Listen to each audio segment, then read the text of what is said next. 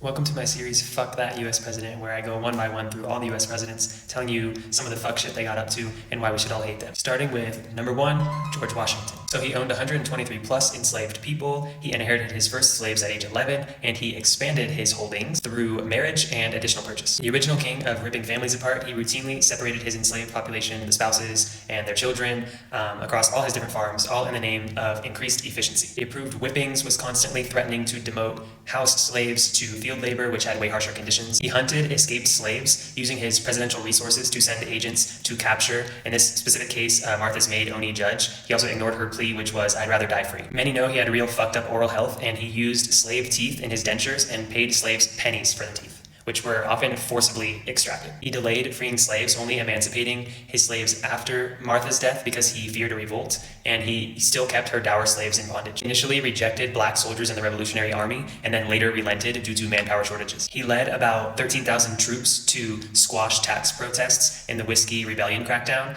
which set the precedent for militarized action against dissent. He signed pro-British deals which ignored the kidnappings of American sailors, which then sparked massive riots. He used the presidency for land grabs, lobbied to protect his 50,000 plus acres from native claims. These lands were in West Virginia, Kentucky, and Ohio. He profited from being a war general, speculating on unpaid wages and bonds to soldiers, and enriched himself post-revolution. He refused to challenge the Fugitive Slave Act of 1793, forcing free states to return escapees. In the Northwest Indian War, he orchestrated genocidal campaigns, burned villages, forced native people off of Ohio lands via the Treaty of Greenville in 1795. He let Highland Crow whip slaves to near death, admitting that he was swayed by passion. He married Martha Custis, the wealthiest widow in Virginia, in order to access her 84 dour slaves and her land. He carried out illegal slave imports and evaded Pennsylvania's gradual abolition law by rotating slaves in and out of the state. He stole revolutionary supplies as commander, seizing food and livestock from farmers without pay. He oppressed poor farmers, taxing whiskey, which was key income for rural whites, in order to enrich East Coast bankers. He ignored native treaties,